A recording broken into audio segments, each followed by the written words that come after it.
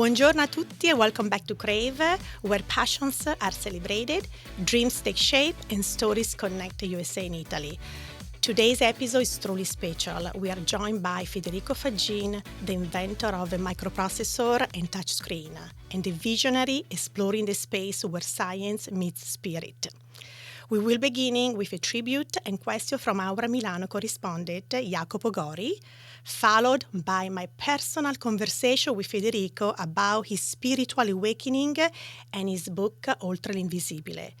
Then we will join Vania with l'angolo della Lingua Italiana. And of course, I'm here with Alex Lopez with the latest 49ers. Buongiorno, Alex. Buongiorno. Good morning, Samantha. Good morning. How are you doing? I'm doing really good. I do have something that I kind of want to share. Yeah. That really, I've been thinking about this entire week. Mm-hmm. Just that leading with light and love isn't always easy. And, you know, everybody goes through different experiences where this, I think, can apply. And without going into too much, you and I know kind of what that experience is like. Unfortunately, there are people that try to kind of diminish that natural life and light that you give. And just for anybody who feels like they're going through that, I definitely want to, you know, say, ground yourself and just surround yourself with people who love you and want to help you grow and just keep being yourself. And I love what you say because, and honestly, Alex and I, we didn't check with each other, but I wrote something, a quote, because also we are in a season of Lent. And I've been reflecting on love, resilience, and also kindness. And there is a simple passage that stayed with me, and I have to share with you, Alex, and with all of you. Love one another as I have loved you. This is really a reminder, you know, that no matter what challenge we face, leading with love always matters. Yeah. Always matters, always. Yeah. So I love you brought up that, so can also help, you know, people to understand how important. Yeah. And I think this time of year especially, sometimes it can be like that, where maybe there are challenges that get in the way of the bigger picture that's going on. Yeah. That kind of goes in with our theme today with our guest. So it's kind of perfect. So I'm so excited. Are you ready? I'm so ready. Okay, let's get started. Before we begin our conversation, I would like to share a special message. Our Milano correspondent from Corriere della Sera, Iacopo Gori, who knows Professor Faggin personally, wanted to surprise him with a heartfelt video and thoughtful question. Let's take a moment to hear from Iacopo directly from Milano. Hello to everybody. Iacopo Gori here from Corriere della Sera in Italy. I'm particularly excited tonight because we have the pleasure to have with us Mr. Federico Faggin. Federico Faggin is an important Italian naturalized American physicist, inventor, and entrepreneur. Since 1968, Faggin has been living in the United States, and he also is an American citizen. He was a project leader and designer of the Intel 4004 microprocessors, and responsible for development of various important Intel microprocessors and related architectures.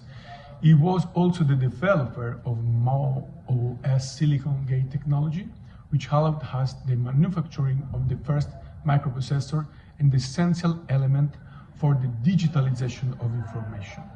In 1974, he founded and directed the company Zilog, the first company dedicated exclusively to microprocessors.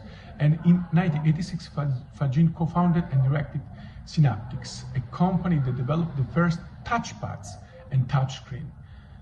So few words just to try to explain that Faggin was and still is a pioneer of Italian, American, and world science.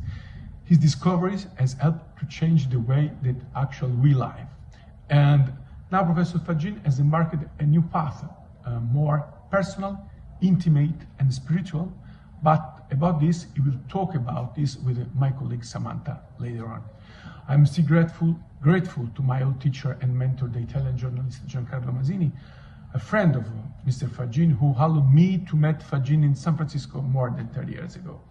Before leaving him to Samantha's question, I just would like to ask him to remind us about the importance of the Italian scientists for the development and the growth of Silicon Valley. Thank you, Mr. Faggin. It's a pleasure to have you with us at Crave tonight. Thank you and a big hello from Milan and Corriere della Sera. Thank you, Iacopo, for the meaningful introduction and question. Such a beautiful way to begin this conversation. Professor Faggin, we would like to hear your response. Yeah, well, there has been many of us, especially in the last 20, 30 years. I think that early on, when I arrived, there were not that many Italians. In fact, I only knew one more, was a Professor Ferrari, who was a professor of information science at Berkeley. And I'm talking about 1968, which is the year during which I developed the silicon gate technology, the MOS silicon gate technology, which was the crucial technology to make all future integrated circuits. And that technology, to my knowledge, there was only one Italian, it was me. And then also during the first microprocessor, that at that time also, I was the only one that I know of.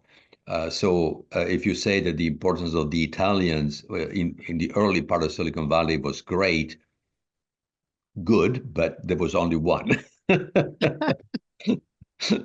Thank you so much for sharing that. So now I would like to go a little deeper behind your extraordinary work as inventor and explore something more personal, something spiritual. In your book, Oltre l'Invisibile, you describe a moment that changed everything.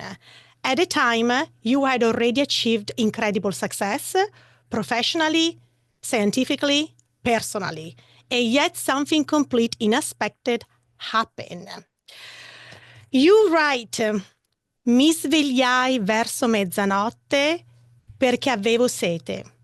Tornato a letto, mentre mi accingevo ad addormentarmi, di punto in bianco sentii un fascio di energia potente sgorgare con forza dal mio petto. Era una luce bianca, scintillante, fatta di amore, gioia e pace. Un amore così potente come non avrei mai potuto immaginare. La sorgente di questo amore ero io. Federico, can you take us back that night? What did it feel like, and how did the single moment begin to shift your understanding of life, of self, and of everything you had believed up to start the point? And I have your book here. Yeah, well, at that time, before this experience, I was a materialist. I thought that we are a body, and just like science, not the science with the capital S, but the science with the small s, or I call it scientism, because it is not a proven fact that we are machines, but scientism says that we are machines. So as a machine, when the machine breaks, that's the end of the machine. So when our body dies, we should stop our existence, and that's the end of us. So I had accepted that, even though I was brought up with the Catholic religion. They said otherwise. In the Catholic religion, there is an afterlife, and so there is potential to continue to exist after death. But I stopped believing that. I thought that science, especially physics, was quite strong in its position, and I had accepted it. But I was also unhappy. So, at the same time, I had believed scientism that says that if you achieve all those things that I did achieve, and I had a great family, and everything was fine, but I wasn't happy. So what's wrong with this picture? at that time I was studying consciousness, actually neuroscience and biology, and consciousness was never named as a property of us. I mean, it was just electrical signals, biochemical signals. So how can we be conscious if we have electrical signals in the brain? Is a computer conscious? It has electrical signals. So does that work? So I was asking those questions, partly because I was interested from a scientific point of view, but even more important from the personal point of view, my unhappiness was a problem of consciousness, not a problem of electrical signals in the brain. So how does that square? And um, and it was in this climate of asking those questions that I had an extraordinary experience of consciousness that I would have never believed could be possible, which Samantha mentioned earlier. I was in. It was at that time I was on vacation. It was the Christmas holidays. We had a home in Lake Tahoe, and we were skiing I was skiing with the family. And one night I woke up and I was thirsty. Went to get a glass of water, and then went back to bed. And as I was just waiting to fall asleep, from my chest, a beam of energy, came out, and it was unbelievably strong, but it was physical. It was not an imagination. It wasn't just, a daydream. It was a real energy that was coming from me, and it was love, peace, and joy. So how is that possible? But the love, for example, was so unbelievably, greater than anything that I had proven before. Of course, you can recognize love if you feel it, but it was the intensity was 10,000, 100,000 stronger than what I ever felt. But the unreasonable thing was it was coming out of me, and my consciousness was in this love, in this beam. So I was this thing that was coming out of me. Peace, on the other hand, was I never felt before. The peace was, I am that. I am that. So, in my normal consciousness, I was always thinking about the future, where I was going to be, the plans I have. I was never where I was at the time where I was in the present. So, and that's why I was also unhappy, because I didn't know who I was. I was a machine. In a sense, I was a machine. I believe I was a machine, and I behaved like a machine in some ways. And then out of that experience came the thought, spontaneous, wow, this is the energy out of which everything that exists is made. So I was now feeling myself, after this energy, by the way, exploded, and it was everywhere. It was like the entire space was full of this white light that was scintillating. My body was vibrating, like in symphony with these vibrations of this this scintillation of this energy. And I realized that this is the stuff of which everything is made.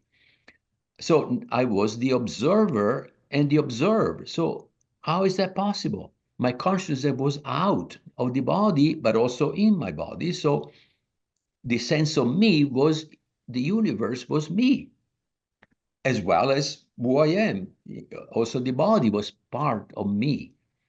You see, so this entire experience probably lasted a minute, not less than two for sure, but I don't know, because there is no time in that experience, but it lasted a very short period of time, and it changed myself from this to that.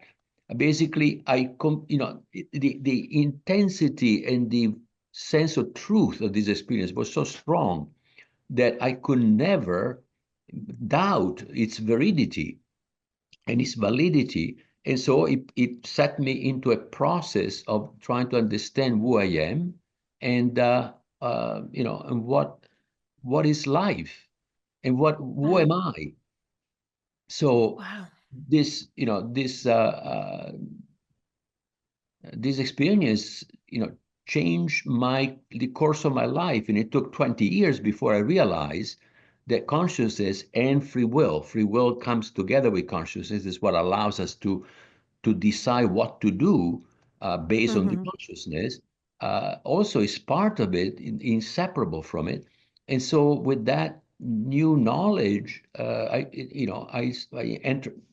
began to study life, who I am, and physics, and trying to join the world of physics, especially quantum physics, with this world that was open to me, which I had explored for, with great intensity also for 20 years after that experience. And I wrote 3 books that Silicon, that was my autobiography, but also talked about this because it was an integral part of my life.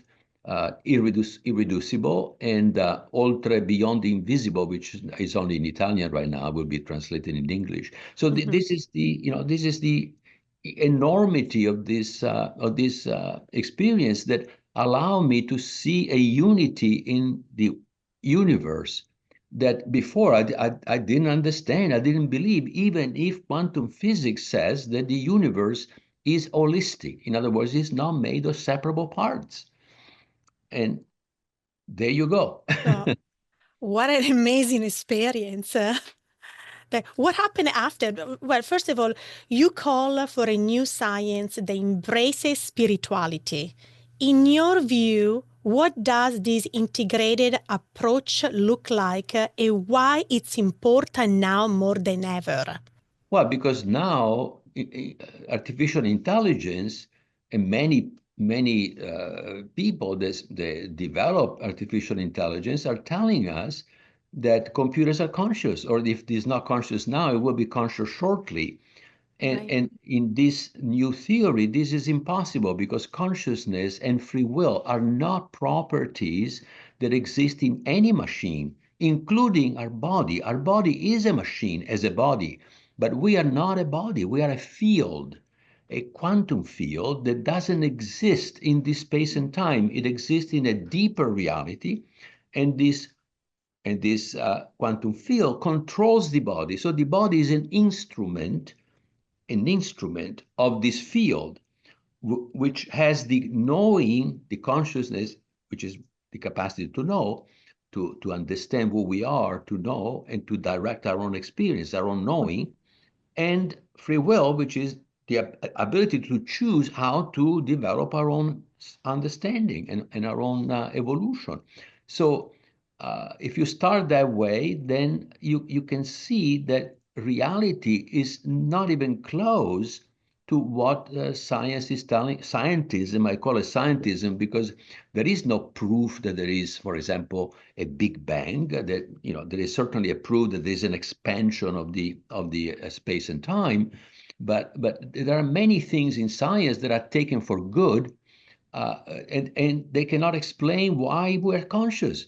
There is no explanation of consciousness other than, it is something that emerges from the brain, but nobody has been able to explain how.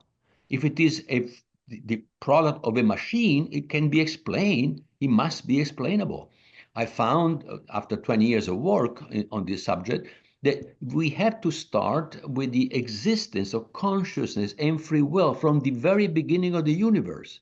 It cannot come later, consciousness and free will, from something that doesn't have those properties. For example, how can you have free will from something which is deterministic, which doesn't have free will? That's impossible. Or how can you be conscious for matter that is not conscious? That's not possible. So it must be prior to. And if we start this way, then we can actually explain why quantum physics must have these strange properties that it has, that most physicists haven't understood. I mean, you take them from good, but nobody can understand why a quantum state cannot be reproduced, for example, cannot be copied. The information of a computer can be copied. How come that you cannot copy a quantum state, which is quantum information? Nobody can understand. Why do we have this collapse of the wave function, which is that the quantum physics can only tell you what might happen, only probabilistically, but not what will happen? That nobody understands. Now, if the field is conscious, then it is the consciousness of the field that decides what to do. And so the collapse of the wave function is a decision of free will of the field that is conscious, which is the field that is observed. So you can see that now you can begin to understand the mysteries of quantum physics that no one understood before. So one thing you mentioned in your book, you have warned that AI can never replace human consciousness.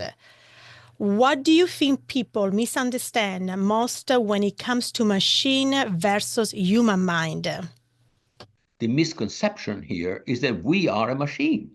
If we start with the scientism, start with the idea that we are a machine. In fact, life is being studied as if it were a classical phenomenon, in which case it should be a deterministic phenomenon, and therefore there cannot be any free will.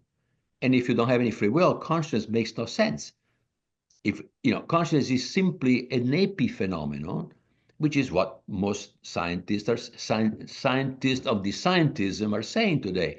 They say that since there is no free will, consciousness that doesn't have any causal power. It cannot cause anything in the future because there is no free will. So if that is where the case, then we are machines, and then we can make bigger machines that are better than us. And in fact, the computers that supposedly are better than us are huge machines that consume hundreds of megawatts of power, and they are, so those are the machines that are supposedly will replace us. But that is only based on the starting point, which is completely wrong, in my opinion. So that's why we need to start with the idea that consciousness and free will, which we all have, and we all know what it is. We all know that when we go against our sense of what we should be doing right, against the sense of ethics that we have within ourselves, we go against something that we should have done instead. But we pretend not to have listened to this little voice that we have inside. Okay, so I mean, the fact is that we have abilities to know that no machine can know, because the comprehension of information is what characterizes us, where in the machines there is only information, which is symbols without meaning. The information of physics, the information of computer science is without meaning. It's simply probability of symbols. The higher the probability, the less information there is, inversely proportional. That's it. This is what information is. There is no meaning to the information in scientism. But for us, information without meaning is not information. The symbols for us are carriers of meaning. The love that I feel is qualia. There are sensations and feelings which are not numbers. They cannot be reduced to numbers. Anything that you measure in space-time can be reduced to number. Qualia exists in this deeper reality that goes beyond numbers. You see, all this new way to understand reality actually reflect the questions that physicists have been asking and never answered. Basically, most physicists say nobody understands quantum physics. We understand how to do the math, but we don't understand what the math is saying. Now I'm providing a way to interpret who we are, and this interpretation of who we are returns purpose and meaning not only to us, but to the universe, because consciousness and free will, which are the essential ingredients, have to be part of the universe from the very beginning, not later when there is a brain. In your book, you talk about CAT, a word that expresses the essence of being or experience of being a conscious self. How do you think recognizing this deeper sense of self, our CAT, can change how we live or relate to the world? And so the Seità is just a quantum field of physics, or quantum physics, plus consciousness and free will. So it cannot be, I cannot say a quantum field and stop there, because the quantum field of science doesn't have consciousness, doesn't have free will. So I have to use a different name. And of course, consciousness and free will is what give this sense of self and the ability of that quantum fields to express symbolically his own will, which is what symbols appear in space and time. The symbols that appear in space and time are not due to the collapse of the wave function, which is a phrase that goes beyond what quantum physics can say, because the result of that collapse of the wave function is that what you measure is only representable with a probability from the theory. The theory cannot tell you what you can measure. There is a jump from what the theory is saying and what you actually measure. And nobody has been able to explain that. That is called the measurement problem in quantum physics. No one has been able to resolve that problem. This theory resolves that problem. It is the field that decides what to express. Not a randomness from the outside. Since you don't know the will of the field, he appears as random. That's it.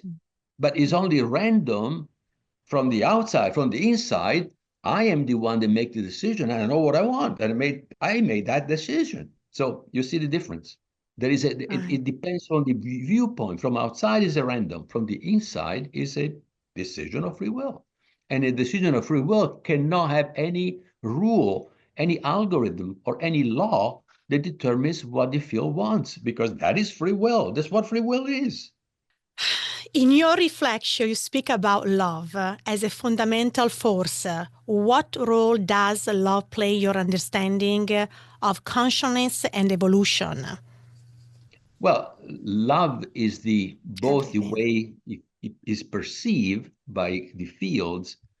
The self-knowing is perceived as love, joy, peace, other sensations, which are the carriers of the meaning,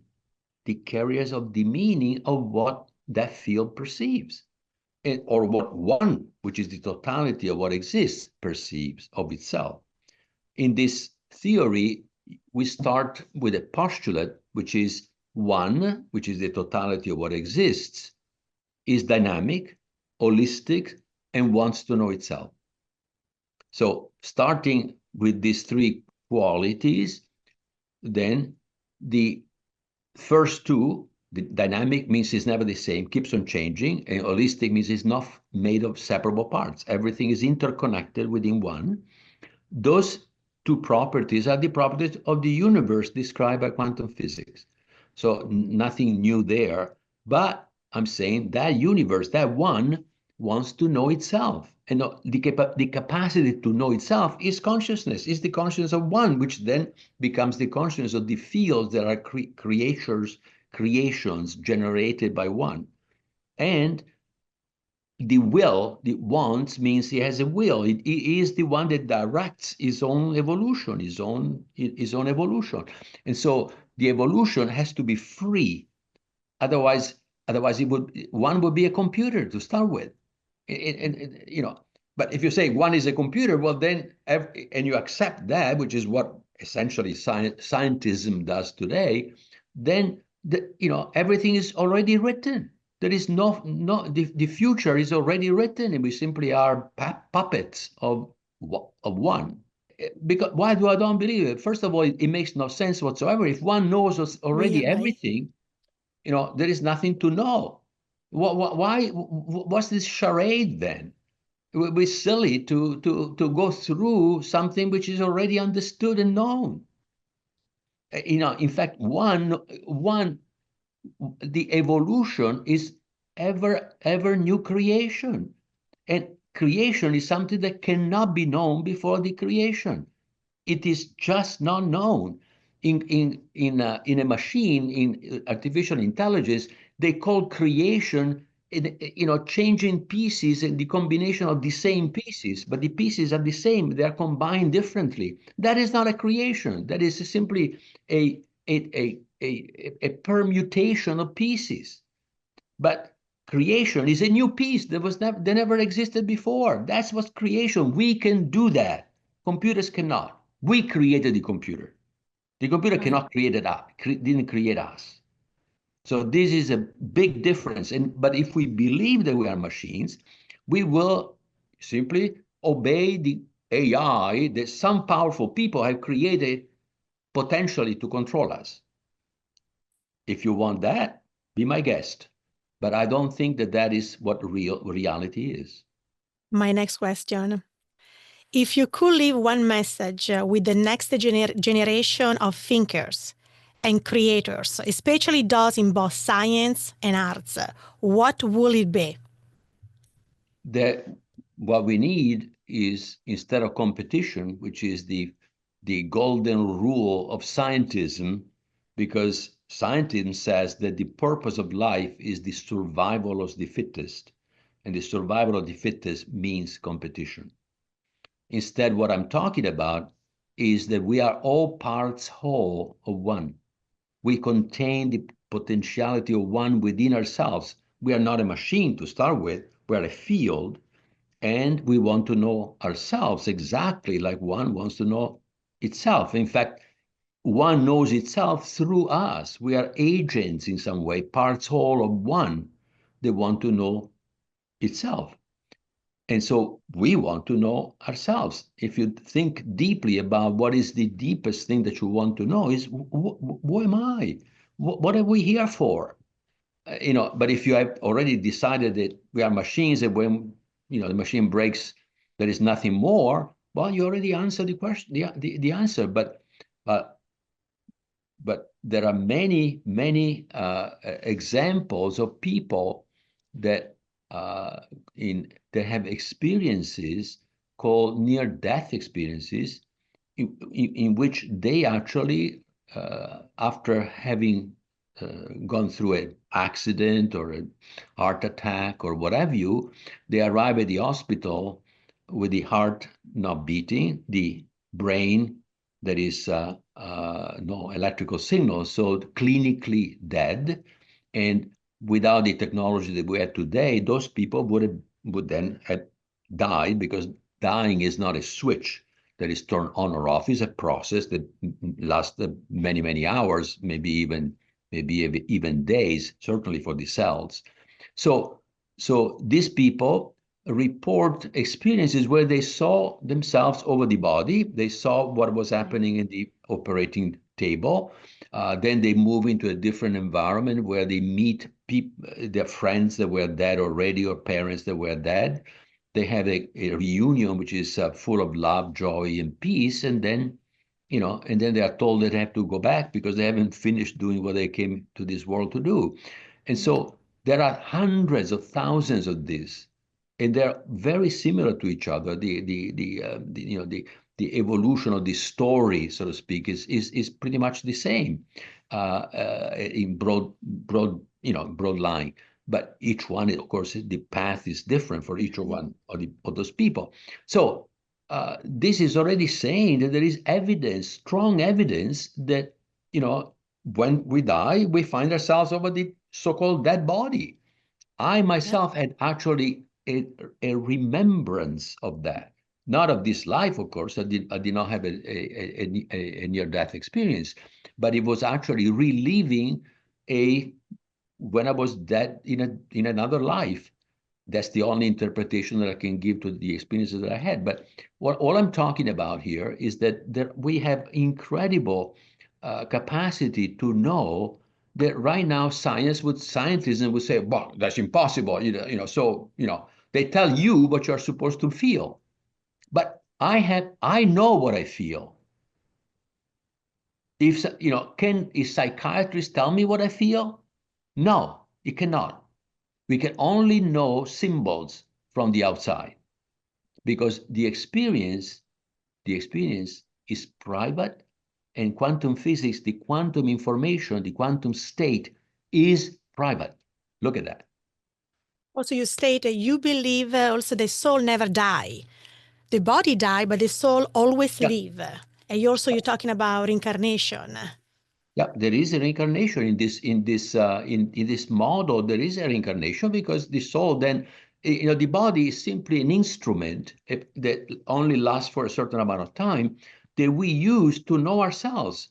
Where in this reality that we are collectively created, it's like like a virtual reality that we have collectively created in order to experience. Right. certain things that allow us to know who we are, go deeper into our own self-knowing.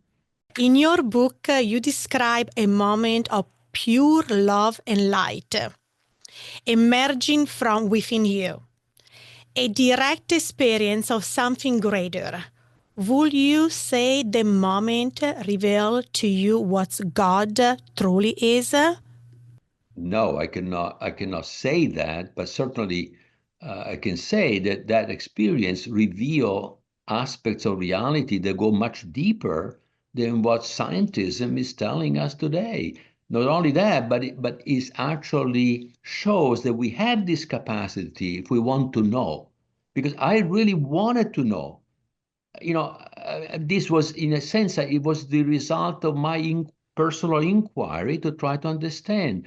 And it came as a response of a deep desire that I had to understand, who am I? How come I'm suffering when I was supposed to be happy? What's wrong with this picture?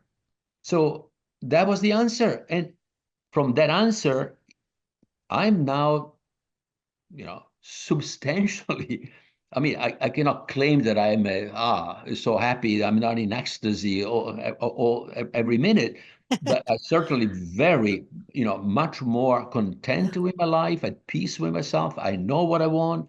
I know what I'm doing. I like to do what I'm doing.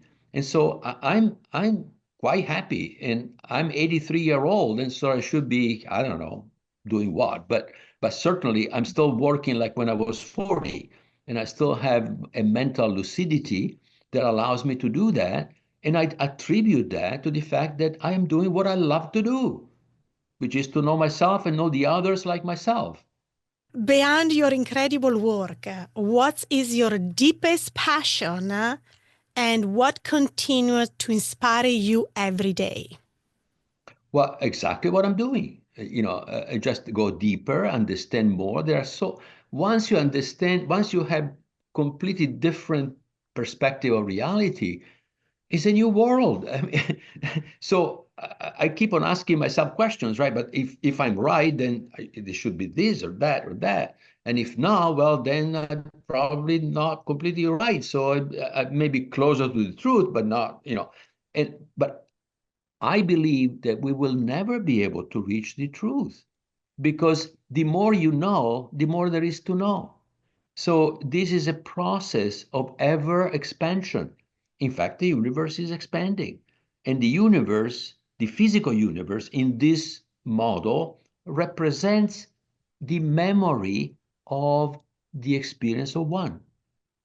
So the physical matter provides the memory and the symbols with which entities like us can communicate with each other and know themselves in order for one to continue to expand his own self-knowing.